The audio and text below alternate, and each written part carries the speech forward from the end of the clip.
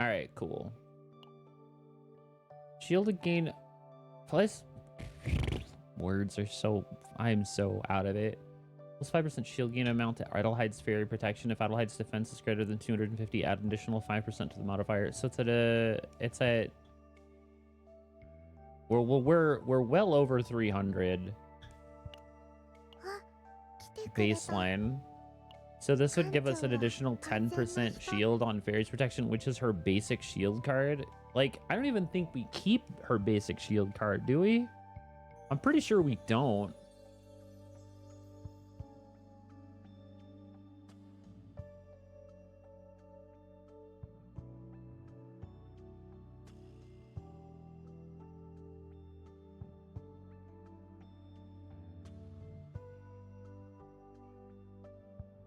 What are people recommending? 2 copies Once Upon a Time, 3 copies Protect Us, 1 copy Truth, 1 copy Garden.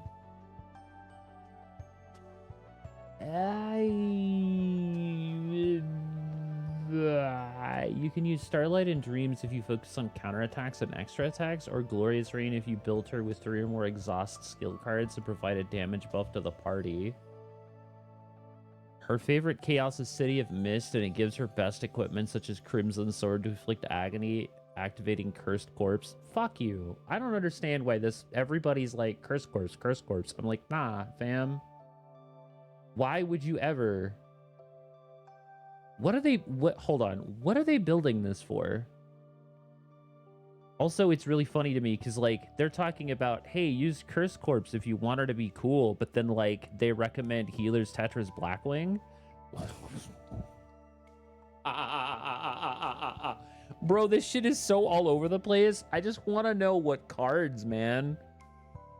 Adelheid's performance will significantly improve if her Protect Us has the gain 1 AP Divine Epiphany.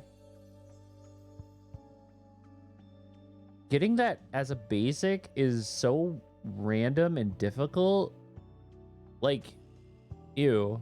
Let me look at something in Chaos's. Like, what are our City of Mist is the other void option. Like, she's not going to get really anything good out of Lab Zero, right? Like, Lab Zero doesn't have anything we give a shit about either. I hate that I can only find it if I have one actually saved in Zero System. Let me look at my... Yeah, Lab Zero. When you draw fixed damage, forbidden. When drawing through an ability, fixed shield. Draw through an ability, shield gain. At the end of the turn, if 3 or more cards in your hand, fixed shield. Evade. When a card is exhausted, those... Okay, these are the generics. I mean, you can get Regenerative Ribcage here, which is kind of cool, but that's also a generic that I can get anywhere. When an ally uses a forbidden... Yeah, we don't care about that. When drawing or a status ailment or curse card, damage amount for a turn. When drawing through an ability, increases damage by 20% for a turn. When there are 4 more cards in hand, increase damage. Obviously, Superconductive Protein could be really good because it reduces the cost of things, and I feel like this is just a generically good item all around. But if, like, we're focusing on trying to get Persona cards, then, like, Lab Zero is kind of out of the question. At the start of battle, 1 damage reduction, draw 1. When hit, decrease damage. Obviously, there's Emblem of an Exceptional Entity. Source of the Forbidden is always... It's just kind of generically fun. Yeah, I don't think Lab Zero is the way to go. Like, Chimera Knight is okay. But, like... No, I don't do net runs. I just don't do them. I don't want to.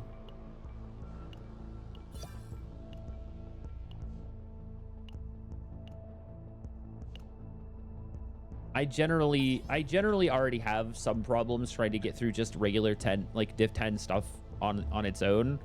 I'm not really sure that I want to worry about trying to do like div 8 tier like 13 anything that gets bumped up to a 14 because I have to worry about a Synectus. I've never once actually beat him, so I kind of just gave up. I'm like, I don't care about running Synectus. It's not important enough because, you know, I also, it's a lot of it has to do with the fact that I don't do Great Rift. I don't do these boss runs, these boss fights like Nebula Distortion and Great Rift. I don't do these.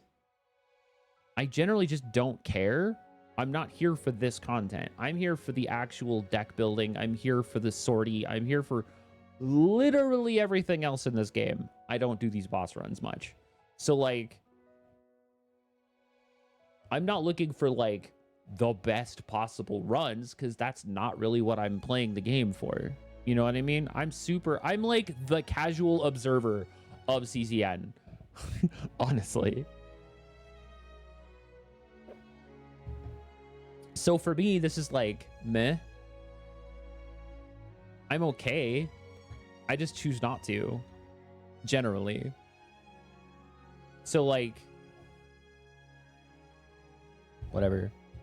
So, like, I guess in general, so they're saying that she wants to do City of Mist. So what's in City of Mist that's actually worthwhile picking up for her?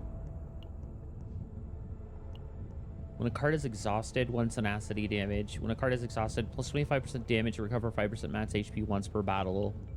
Max HP 6%, defense 12%. Contaminated Helmet could be good. It's like just a generically good blue armor. Increased damage amount of the second attack card onward each turn by 20%. MMS Datapad SE at the start of Nihilum, 3 vulnerable. For 1 turn, if a harmful effect is inflicted at the end of the turn, 80% fixed shield. When a card is exhausted, increases damage amount of the next used card by 25%. Card is exhausted, 40% fixed damage on a random enemy. On Ravage, Ribcage. At the start of the next turn after taking damage, 80% fixed shield. Increased damage of basic attack cards by 40%. When vulnerable is applied, also weaken 1. If you have shield at the start of the turn, 80% fixed shield. This could be really good for her. This could be a really good accessory. If you have shield at the start of the turn, which you're going to because of her ability to retain shield, you just gain an additional 80% fixed shield. Like, torch that shouldn't be extinguished should actually be really good for her. When an enemy is defeated, do damage. When drawing a status similar curse. On crit, 10% fixed shield. When taking damage, 1 mark.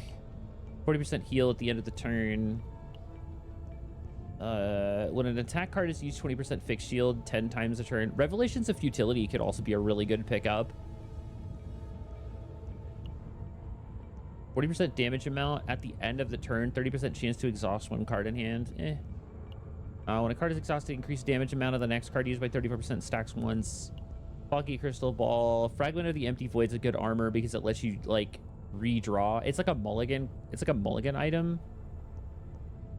Yeah, like, I feel like Revelations of Futility or Torch could both be really good accessories for her, actually. So maybe City of Mist isn't terrible. The problem is like, I don't know that there's good weapons or...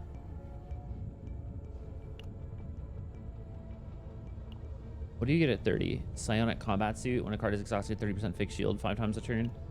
I mean, I think that those are like the only 2 items that are actually like worthwhile for her here, and they're both accessories. So we go what? We go Ribcage armor. Yeah, Ribcage for armor for the extra health. Torch that should not be extinguished for her accessory because she's gonna want to retain. Unless we get really lucky and we actually get a Revelations, then we swap to Revelations. I can't talk today. I've been up way too long. The question is what would the weapon be? Do we even have a weapon that would make sense for her?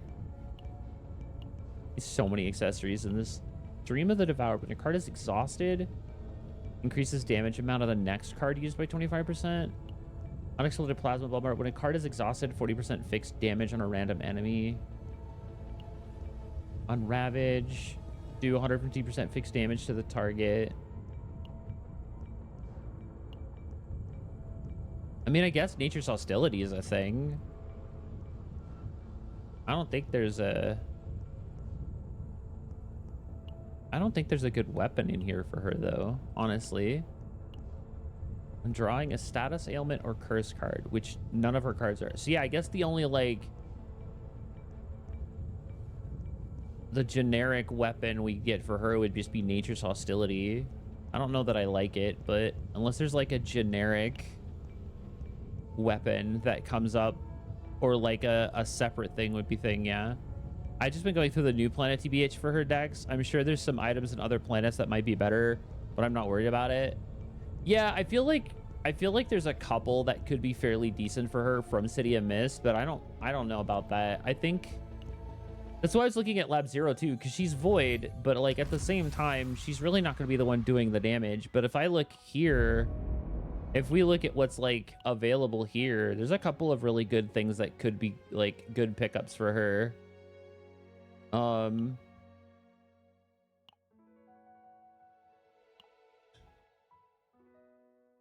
Like a Lonesome Wedding Ring is really good if you're gonna run a Hidamari at any consistent point. Like having her with Hidamari makes sense with this, because at the start of the turn you just discard a random quietest card that you have in hand, and if you're playing Dream World, boop, good to go. At the end of the turn, if an ally persona card is in hand, yeah, don't care about that. Each time a card is created, 20% damage amount for a turn, 2 times a turn, One attack, 2 resonance, Each time 3 cards are discarded through an ally ability, randomly inflict either vulnerable or mark on a random enemy 5 times a turn. 40% damage amount to attack cards when the target count of the attack card is 2 or more, minus 10% damage amount for each target. When a single attack card is used, increase action count of the target enemy by 2 once per turn. Hairpin's kind of funny. Each time a quietest card is discarded through an ability, 80% fixed shield twice per turn. At the start of the turn, an ally persona card is in hand, decreased stress. That could be good as an armor. But it's only if there's a persona card in hand, so it's like, Targets in a shot. Some of these are super specific to the abilities that are on persona cards, which I'm really not a fan of. When a card is discarded through an ability, 1 resonance to all enemies 3 times per turn. That could be good. Was that an accessory? When an ally linked card is used, increase action count of all enemies by 2 once per turn. We've got Esophagus, which is Agony State. Extra damage. To start a turn, heal 60% for each status ailment or curse card in hand. Again, not a thing that's really common. At the start of the turn, increase action count of all enemies by 3. When using attack cards, 1% HP reduction, 60% fixed shield. Is Chains really going to make a comeback specifically for Adelheid? Is that a thing? When using duplicated cards, all enemy action counts don't decrease by 1 per battle. When dealing damage to a target with shield, 100% damage to the next attack card. Eagle or below 3.2 Eagle points on crit. When an upgrade card is used, 30% damage amount for a turn. Ring of Seraphim could be a good armor also. Compare 2 on Ravage. When an upgrade is used, 1 damage reduction. The old Golden Rule, 20% damage amount, 20 shield gain. Golden Rule is probably the accessory we want. We're not really worried about the damage amount, but the shield gain is kind of nice. I plucked from a mural at the start of the turn, decrease damage to this unit by 20% for each persona. Yuck. And then, of course, we've got Dice of Discord. These are both kind of poopy.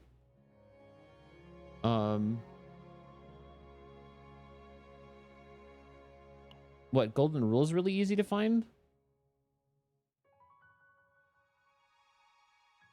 So I hear. Like, I feel like this could actually be really good to get as her accessory. The problem is I'm not...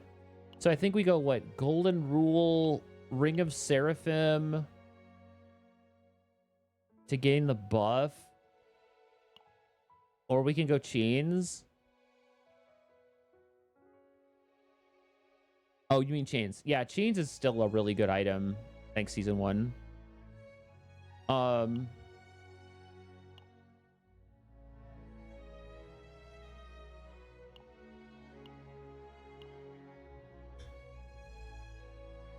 I think Key of Sleep is also really good. It just gives a flat 40% damage amount to all attack cards, so that's like not terrible. All right, I mean, I could see it being a thing. I think we're gonna re-roll this. I'm not keen on. I just don't like that high of a tyrant. Rage Hardened Neglect. Ugh, Neglect is awful. I don't want that either.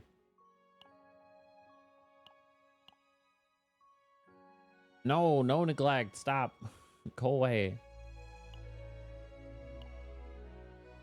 Ew. Ew. Can I get at least one good tier 13 plus? 45% tier 2, tier 12. Lost 2, Gangrene 3, Hardened 2. Okay, this is doable. So we're gonna grab Adelheid. So let's take a look at what we've got so far with her. So she starts off with Gather Around and 2 Fairies Protection. So we've got 1 defense-based damage, 2 shields. Once Upon a Time, exhaust 2, apply Blessing to 2 random cards in draw pile, then draw 1 of those cards. Protect Us. For the next 2 Blessing cards activated, draw a Blessing card. It itself also has Blessing. Friends from Fairy Tales makes either a Doggy or a Teddy card. Doggy is a damage card that can also be boosted, and Teddy is a shield and damage reduction card. Truth Behind a Story is a haste that does defense-based damage and then adds additional damage taken by the target for 1 turn. So it boosts the amount of damage output from the rest of your party once this card's been used. And then Garden of Secrets is a shield that also gives us the ability to retain 25% of all shields gained for the rest of the combat.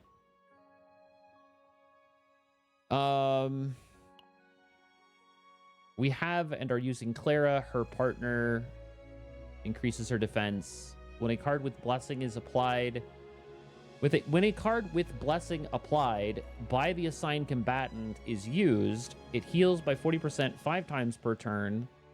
When the assigned combatant's Blessing cards are used, all allies gain 1 stack of Prism. Prism says increase damage amount of attack cards and shield gain of skill cards by 5%, stacks 4 times.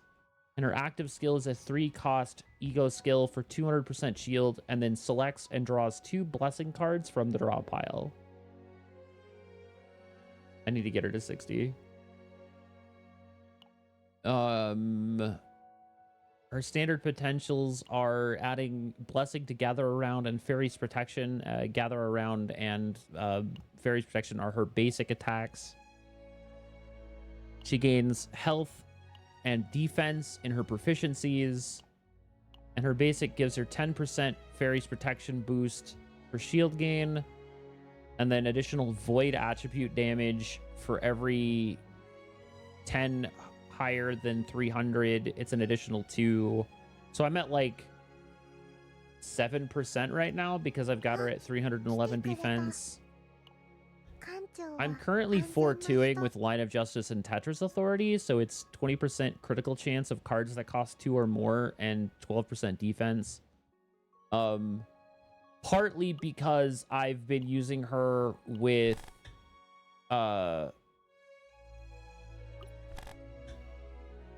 Yuki and 9 kind of on and off. But I think that a lot of people have been kind of suggesting having her go 2-2-2, which would be 2 parts Healer's Journey, 2 parts Tetra, 2 parts Blackwing, which is just straight attack percent. So I feel like either one of these is valid. It kind of just depends on who you're teaming her up with, that you kind of swap back and forth between the two. I've liked her with the 4-2 just because I feel like it does pretty decent, just kind of in general. The problem is none of her cards are 2 costs, so I'd have to make sure that if she is going to be using the 4-2, that she's partnered with other agents that actually have the ability to utilize that Now, of course, hindsight is always 2020, but when I went back and I looked at a lot of this stuff, I did also note that I actually could use Lab Zero as a possible option for items. It does require you to get all of your items from Lab Zero, but it is entirely possible. That being said, it's not actually going to be super expensive, as most of the stuff is either gold or blue to obtain. For armor, we're looking at the Brainwave Blocking Helmet. That says when drawing through an ability, you gain 40% fixed shield 5 times per turn, which is something she's going to be doing in a defense build anyway. The W52 Dopamine Injector that says when drawing through an ability, you increase the damage by 20% for 1 turn 2 times per turn, which means everybody's damage gets increased. And of course, the Superconductive Protein that says at the start of battle, change 1 cost of 1 card to 0 for 1 turn, which is just a universally good support accessory for anyone on your team. This is kind of insane, though. Did we get all the cards? We did. We got all of the cards. It's 120 at 140, I think, was the max. And we still had 2 removals left.